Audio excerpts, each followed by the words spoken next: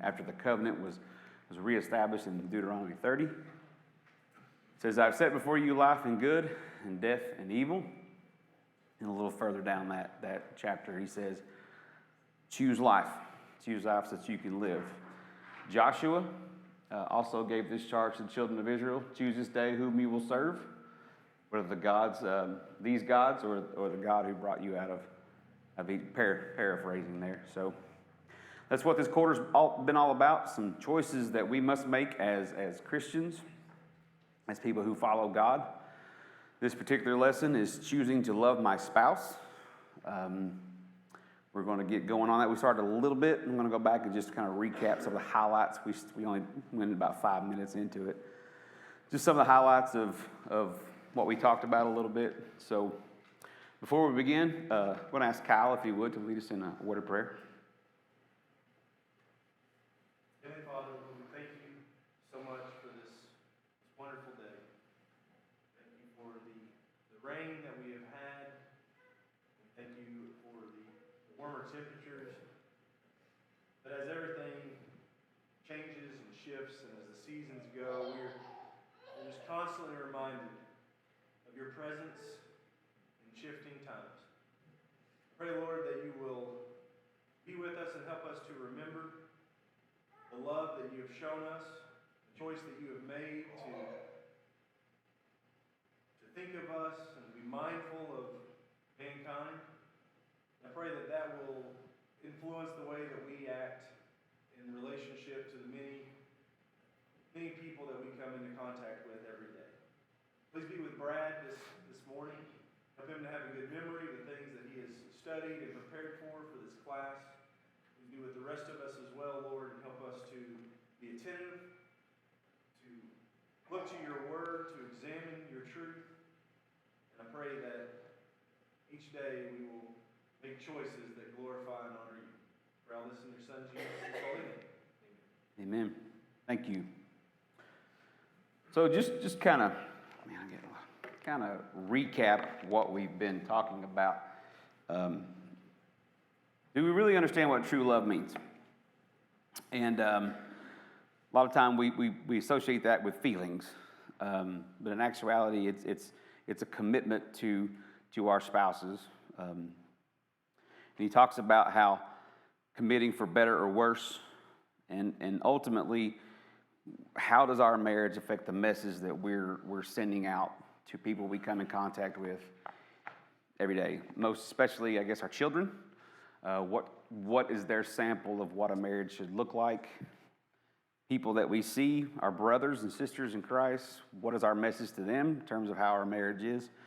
And ultimately, God will know what kind of marriage it is, what choice we've made in terms of loving our spouse. So that's kind of where we jumped off at, and it's kind of where we'll pick up here. He shares this, I don't know, it's an odd kind of story, if you will. I don't know if anybody's read it, but I'll read it for you, for those who haven't, and see what you take away from it. It says, a man fell in love with an opera singer. He was never close enough to really know what she was like, since his view was always from the third balcony. This is on page 37. She was obviously much older than he, but it didn't matter. He fell in love with her voice and decided, with a voice like hers, he could live happily ever after. He set his mind on one thing, to marry this lady. After a whirlwind romance and a hurry-up ceremony, off they went on their honeymoon. It was then he watched in horror as she readied for bed. She pulled off her wig, ripped off her false eyelashes, yanked out her false teeth, plucked out her glass eye, unstrapped her wooden leg, and removed her hearing aids. The last line says, in shock and dismay, he screamed, "Sing, woman, sing. Please, I beg you, sing." So that's kind of a weird story to me in that. But I think the takeaway is don't base it on marriage on looks and feelings, and it's easy to get caught up in those things, but deep down there's a commitment, and there's more to that than just looks and voices and things like that. And his quote was, marriage is not easy as it looks from the third balcony. It takes a lot of work and wisdom, prayer, and patience. So I don't know if anybody else took anything else away from that story or not. I know, it felt kind of odd to me for it to be there. I looked up some other things about marriage and things like that. I found an article, and I thought this quote was pretty good. It says, in this fallen world, there are no promises that marriage, for all its capacity to be beautiful and enriching, will be a lifelong series of increasing physical delights. In reality, a healthy marriage will probably lean more on the Sermon on the Mount than on the Song of Solomon. You know, how we treat each other and things like that. Sermon on the Mount would be a good study for all of married people to go by. So, someone have a comment? No? Proverbs 24, 3 and 4, by wisdom a house is built, by understanding it is established. By knowledge the rooms are filled with all precious and pleasant riches. What's Solomon talking about here? Or the proverb writer?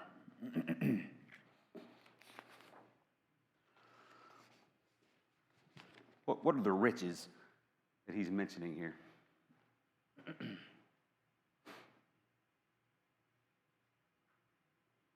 Can these riches be bought?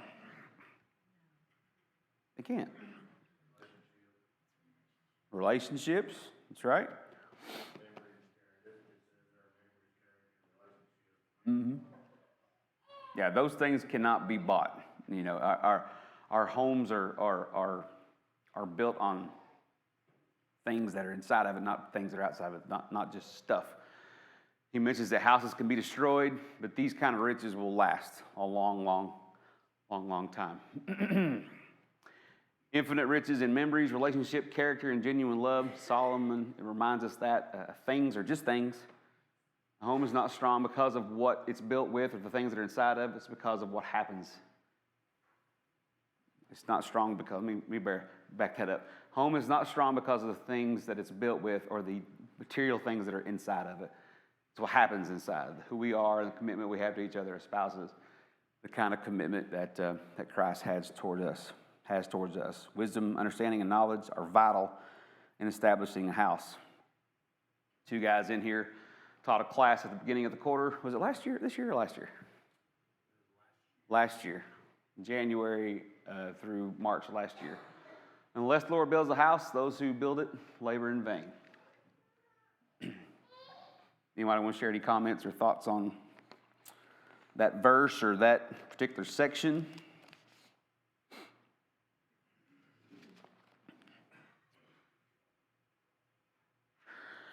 The author of this book talks about 7 musts for love.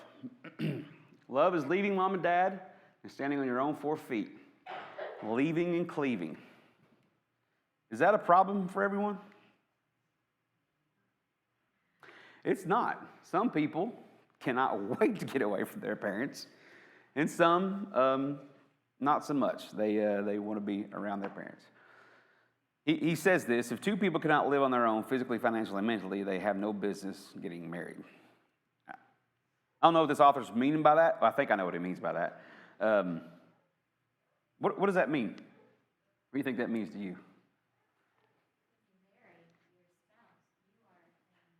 Mm-hmm. And it says in the Bible, honor thy father and mother. Right. It's how you define honor. You take them into your home and they're going to live with you. No. It doesn't mean. Help you raise your kids. Yeah. Does that mean that parents can't help? Oh, no. Right, yeah. Mm-hmm. I had a sermon on the role of a grandparent. Uh-huh. And it was to, when asked to teach the grandchildren right and wrong and to have a godly marriage so that they can see that. Right. It's when you're asked. Yeah. Ultimately, the decisions that a couple make are whose decision? It's theirs, right? I mean, you can ask for guidance and what would you do in this situation, but it boils down to it's their thought, or it's their decision. They have to decide on their own. So, anything else you'd like to add to that?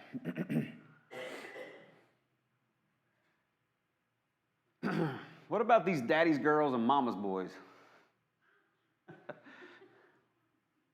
That's the question he asks. Is it hard to live up to the expectations of a young girl's been given everything for a man? Absolutely. What can happen if that expectation is not met from a daddy's girl's perspective, and she gets into a relationship with or marries a guy and he can't live up to those things? Frustration and aggravation. Mm-hmm. She's aggravated that what she expects to be done is not being done. What she's always known and what she feels is right and it should continue to happen. And frustration on his part as well, knowing it's an expectation I'm not able to meet. Right. You're asking something of me that I can't do. It's conflict and strife. Yeah, it can go down a very, very terrible path if those expectations are not met.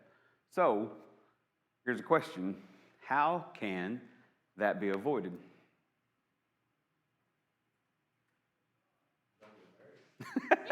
Okay. Don't get married, yeah? Right? So, let's say they want to get married and want to work it out. I mean, I guess this goes back to what I'm getting at is communication. What things can we talk about as a couple if that situation exists? I mean, what kind of conversation would you have? Those are conversations that are best had before the marriage. Yes. For one. Hands down. And having a conversation about realistic expectations. In that particular situation, your father is much older than me. He has been working longer than me. He is able to do things that I'm not yet able to do. I hope someday maybe to be able to give you again the things that he gives you. Yeah. But you can't expect me as a young man to be able to just start doing that. And so, having that conversation to say this is where I am, but also I think having that conversation as the female in this is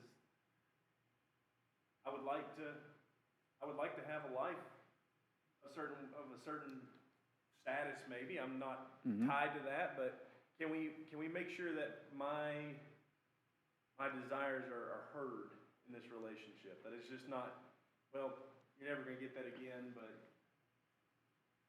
I still have something that I desire. Right. I want to at least be heard. Yeah, from the guy's perspective, this is not going to be the way it is. That's a terrible way to probably approach it. Whatever you're used to, forget it because it's not going to happen. The communication needs to happen for sure. So, and the same with these mama's boys. It's hard to deal with a meddling mother-in-law. How could this?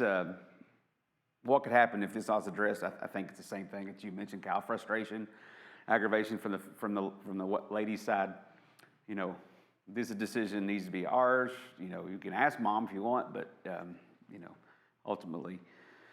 And the same thing. How can we avoid this situation if two people want to get married, and you got an overstepping mother-in-law that wants to be involved in her son's life, maybe more than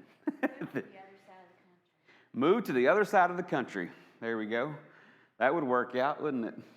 Change states. Yeah, you learn to depend on each other. Yeah, that's a good point. Sometimes you got to get away, right, to live on your own. Yes. That communication, I can't help but think that even if you talk about some of those things that they may have experienced from their mom or their dad, you could spend probably months, years talking about things that you feel like you need to get sorted out, and you're still, even after marriage, going to continue to run into things and experience things that never showed up in those conversations. Mm-hmm. And I can't help but think that really the most important conversation that can be had is we're going to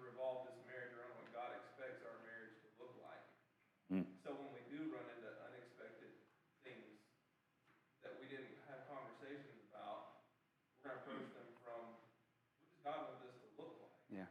Because if we try to just battle it based on what the world wants it to look like, we're gonna give up. Yeah. God expects us to fight for our marriage and as we serve Him and honor and glorify Him. So, I don't know. I was just thinking about things that I feel like I've seen in my own marriage. Just Yeah. continue to learn about my wife, and we continue to come to things that we have to figure out. Right. And, Yeah, that's a good point. You're not going to cover everything that's going to come up when you're dating and and thinking about getting married. So the default that you could go back to, what does God want us to do? What direction does He want us to go with this? That's good. Any other thoughts or comments on that? Yeah, I was just thinking on a similar line as Luke, that even if you have these conversations and you wind up, you still have a mama's boy and you still have a daddy's girl, people put expectations on Jesus that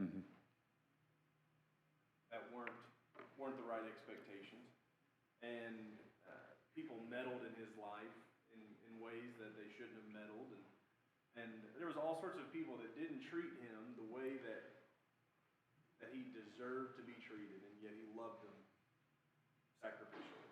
Yeah. And just in the focus of this very lesson, what do we do about these things? I think there's all sorts of ways that we can and should try to approach it, but at the core of it all, we are just called to love them. Yeah. That's the choice that He consistently made in those situations. Consistently loved, consistently sacrificed Himself for the church, which should be our attitude about each other, spouses. Love is embracing the principle of permanence. Until death do we part. How important are those words?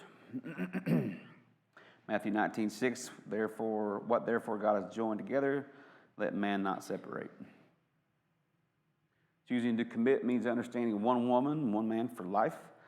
There's an exception, even in those circumstances. Reconciliation is there if there's a desire to repent and a choice for both parties to be right with God. Not an easy thing, for sure.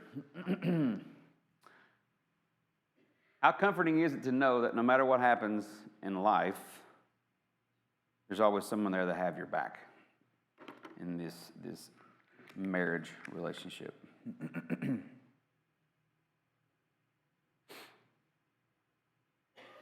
Does it make you feel at ease? Does it make you feel confident that you have this person with you? And if we feel grateful for that relationship, how much do we say and show how much we appreciate it? I mean, I think, for me, that's a continuing thing, to show gratitude for. I mean, it's something we're constantly learning to do, gratitude for the relationship that you have with your spouse. Any comments on that question or that one?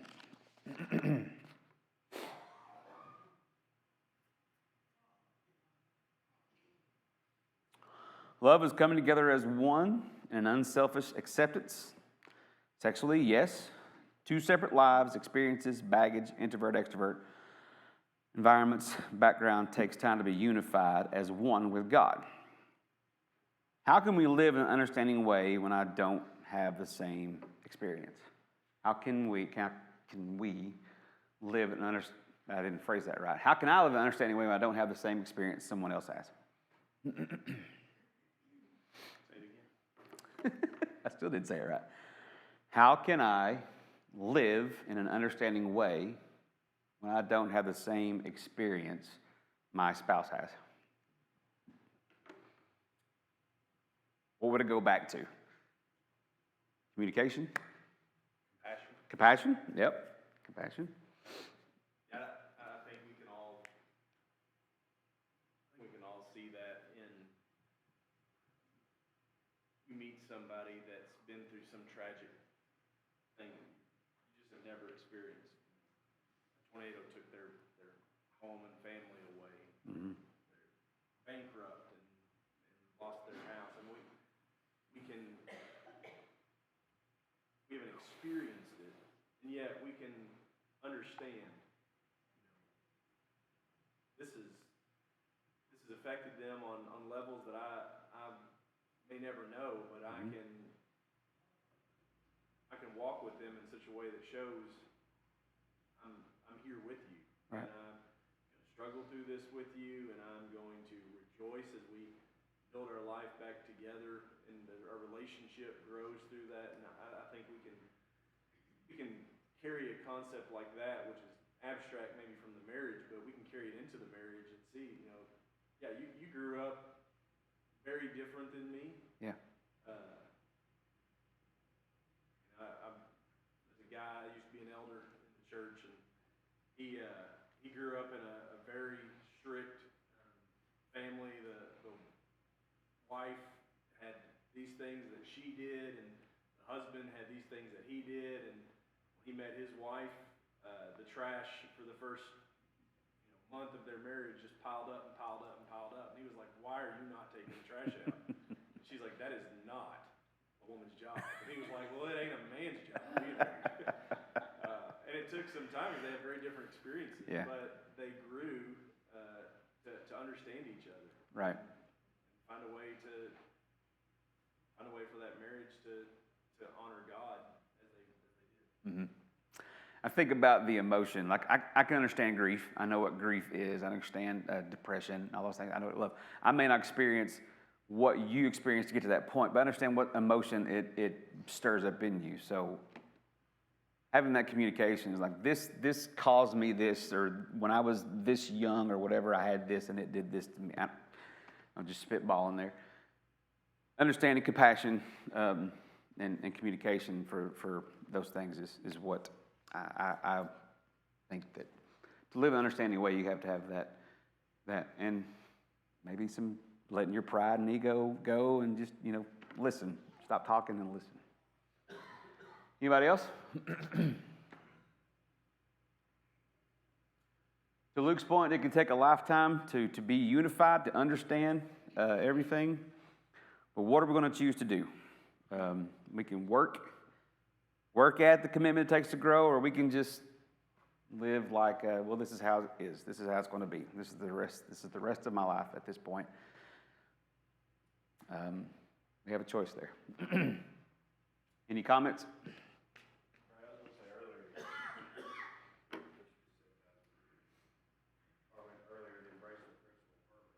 Huh? I think Christians sometimes think if it got bad, that all we know we can get divorced. Right. So, let's just live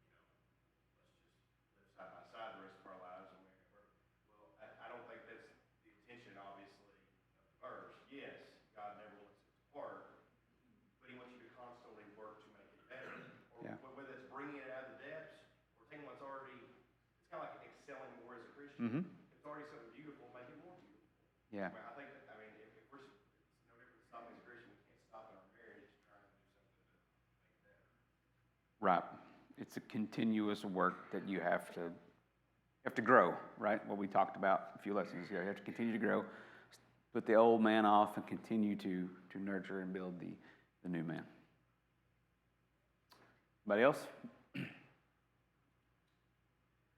Love is the delight of sexual intimacy. This is something that God intended inside of marriage. It's a wonderful expression of love, beauty, and purity. Anybody want to expound on that? I was hoping you would. Well, yeah. I think that's probably better for a smaller setting, maybe. But yeah, we all know God intended marriage to be to enjoy each other and things. So we'll just skip right on past that one. Love is best friend communication. 1 Peter 3:7. Likewise, husbands, live with your wives in an understanding way, showing honor to the woman as the weaker vessels, since they are heirs with you in the grace of life, so that your prayers may not be hindered. We all take the time to engage in conversation with our spouses every day.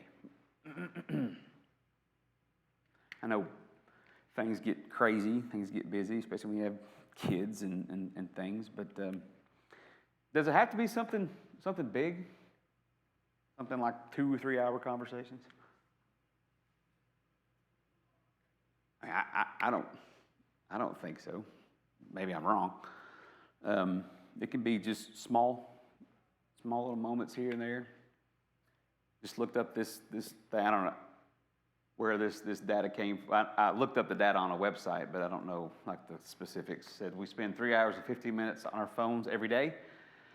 2 hours and 27 minutes is spent on social media, and we could go on and on about this, but the author states that we are connecting more with other people with their lives than we are of our own.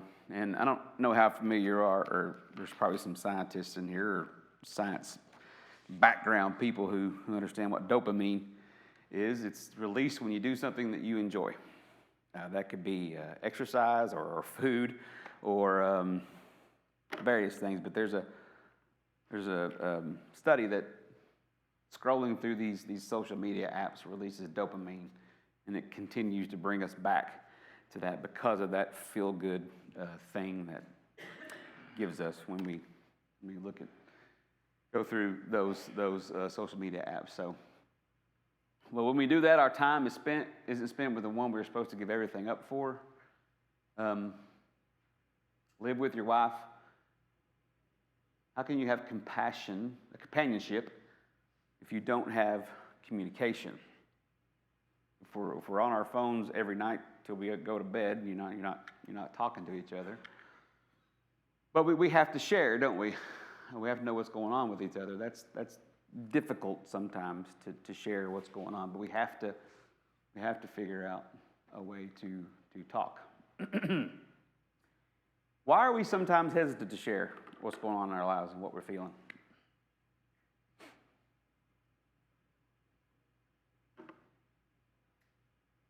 Tears down the persona that we put up of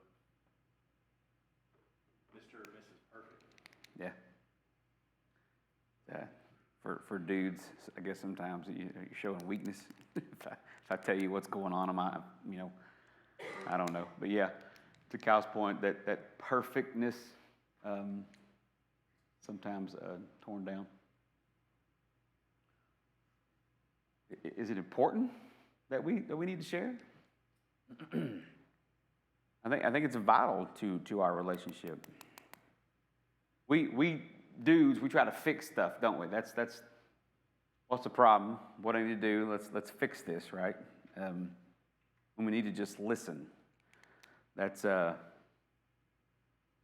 I struggle with, just listening. Just listen. Are these tendencies, listening versus just let's fix it, are they gender specific? To only do dudes just really want to just fix things and not listen versus women are mostly listeners? I don't know if I'm saying that right. Okay. I think that's normal. Your observation. Mm-hmm. I've heard Sean's teacher. Yeah. That was normally the thing. Right. Desire communication where men would listen and automatically, while they're listening, before the spouse is even done, try and already think of a solution of how to fix our problem. Yeah. Whenever we realize quickly they're not wanting to fix, they're just wanting you to just shut up and listen. I think it's not always the case. No. But I do think it tends to be more male. I agree. Maybe it's situational. Okay. No, when we were a week and a half overdue, that felt like a little bit of a problem, and we had no shortage of fixes for it, and a lot of them were given to us by women. Yeah. Try this, do that. Yeah. So I think maybe it's situational. There are things when we hear something that we think we know the fix to, no matter what, male or female. If I know how to fix this, I want to share it with you. Right. And it's not always a bad thing. Maybe part of choosing to love my spouse is to recognize, we kind of put this up as a character flaw of men, that everything looks like a nail and look, I got the fix for it, I got the fix for it. Yeah. Sometimes that's just another way in which people, male or female, show their care. Mm-hmm. I've been where you are. I have a suggestion. Yeah. Maybe try this. And we do need to listen. That means listen to what they have to say, but then also there's a time when we need to listen to what someone has to offer for help as well. Yeah. I'm really bad in listening to respond. Really bad at that. So sometimes people tell me their names, and I'll be like, oh, I completely forgot that because I was just waiting on what am I going to say next, you know. So I have something I need to work on. But yeah, it's a really good point. Would it be? This is a question for the ladies. When you're talking to your spouse, or admin to, would it be weird to say, "Do you want me to fix this, or you want me to just listen?" Would that not be a good approach, Miss Carol? If he's got his hearing aids. What do you want me to do in this situation? Should I be on the listening end, or is this something we got to fix? I don't know. Situational. Yeah, it depends on what it is. Very good. All right. Any other comments or thoughts about best friend communication with that? On that first point that Desmond shared, again, just to speak from what I feel like I've experienced is, you have, in our case, a wife at home with 4 kids all day long. I'm out fixing stuff all day long. Yeah. Sometimes you feel like life's lived on repeat, and all you had to talk about is the same thing you talked about yesterday. So Yeah. sometimes you don't want to talk about it because same problems today. Yeah. So then you don't say anything, and that just causes more problems. So we just decided to keep talking about the same thing. Yeah, let's talk about it more. Let's bring it up. Eventually, Luke will fix it. No. No, yeah, I guess you need to have constant communication. Maybe it is the same stuff over and over again, but I mean, at least you're talking. So that's good. Anybody else? Love is honoring her as the most important person in your life. You've been talking about couples and stuff for the last 3 weeks, right? So this kind of Kyle could just get up here and just talk about this. An accumulation of little things we take for granted can ruin a marriage. You know, if you don't show appreciation for the little things that happen day in, day out. Luke talked about Daphne staying home with 4 kids. You know, that cannot be easy. So just showing gratitude for that. We need to be ever watchful. We're saying thank you for those things. Wives, compliment your husbands. Thank you for ... You know, whatever specific thing is in your life or you're grateful for. Let them know about it. In the same token, husbands do the same things. I appreciate this. It could be something simple. The simple things, I think, go a long way. Cards, flowers, a ride in the car, just talking, watching a movie together, things like that. Any other things you'd like to share on that one, honoring her as the most important person in your life? When Eve was presented to Adam, Mm-hmm. and he makes that statement, bone of my bones, flesh of my flesh, it would seem it's almost said with a sigh, like, finally. Yeah. I've seen everything God created. I've worked with it, I've handled it, I've named it. Finally, something that complements me. And you know, the Bible doesn't tell us. You just have to wonder how that runs through a relationship. Honoring is definitely something that needs to, we do need to voice that in some way, show that honor in some way. But it needs to begin on that level. It needs to begin with this realization, finally somebody for me. Yeah. It doesn't say that Eve was perfect in every way, but Adam realized this is someone who compliments me. Yeah. This is someone that God has brought to me that can help me, that can be a part of me. So just having an understanding, that underlying understanding that this is my spouse, finally. Mm-hmm. Finally have a companion that's, for me. Good point. Last question on the seven musts for love. Love is responding in a loving submission to his leadership. 1 Peter 3, 5 and 6, a verse we all know very well. This is something that dudes we're not supposed to take lightly. So to Ron's point about excelling still more, however we're doing it, always do it better. 1 Thessalonians 4:1. Excel still more. Continue doing, but do it. Keep getting better. Keep growing in this. Anybody want to comment or have any thoughts on that?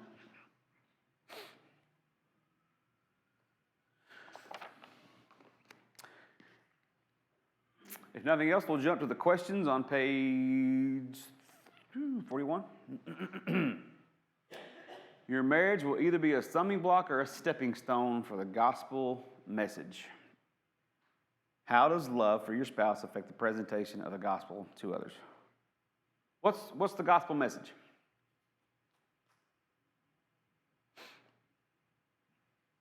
The good news that even though our relationship with God has been broken by our sin, it can be restored through marriage, Right. through joining with His Son. So there's very good point. It's we can be joined in marriage. There's grace involved in the gospel message. Certainly there's sacrifice. Kyle mentioned something earlier. No matter how he was treated, what did he continue to do? He continued to love, no matter how he was treated. He committed himself to giving himself for the church. So as we think about that, how does loving your spouse affect the presentation of the gospel to others? Is grace present in how I treat my spouse? How do we treat our spouse at home? The place of comfort versus the place of in church or in public. Are they the same? Is there conflict or is there peace when we're at home? Is forgiveness extended? What's the default when there's an argument? Is it, or when one person has wronged another one? Is it retaliation, revenge, or forgiveness? In those difficult days, how do we respond to each other? Those stressful days that we all have, we all go through. Is a sacrificial attitude present when we're dealing with our spouse? Who are we living for? Does love abound despite the treatment of each other? We tie that in with grace. Is our message one of commitment? Anybody want to expound upon question 1?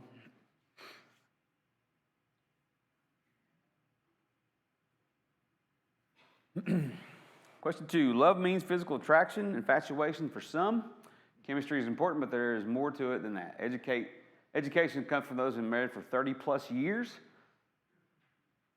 I looked up some quotes for some people who've been married 30 plus years. I didn't know if anybody here wanted to share anything from that long of a marriage, but from a couple ladies that said, be honest. You have to be honest and open with each other, and trust is the most important thing. If something's bothering you, you have to let the other person know, and having a sense of humor is good as well. This person says, in 40 plus years, we prioritize date night, which can be something as simple as our weekly bowling league, but we also prioritize setting aside time to work through issues we don't agree on It's not easy to devote time to difficult conversations, but maintenance is required if you're looking to go through the long haul. Those discussions don't always result in immediate resolutions, but the fact that we're willing to listen to each other and still have all this time is what keeps our relationship going. As cliche as it sounds, marry your best friend, but take it one step further, the key of enduring marriage is to always treat them like that. Example, best friends are honest in a kind way. They accept each other the way they are and never try to change. They don't also stay mad at best friends because they're too important to you. I've never shouted at my best friend, but have shouted at my husband until I realized I wouldn't do that to a friend. It's pretty eye-opening. So, some thoughts from a woman's point of view from 30 years of marriage. The floor is open. If any of you people in here who've been married for 30 plus years, ladies would like to share anything, please do so. From the men's point of view, some other quotes for some gentlemen. Enjoy the present. Enjoy the time you're in. Even in the pandemic, this was taken a while ago, we found things to enjoy. We didn't worry about the future. Just say you're going to do something and do it right. Treat each other right. Share.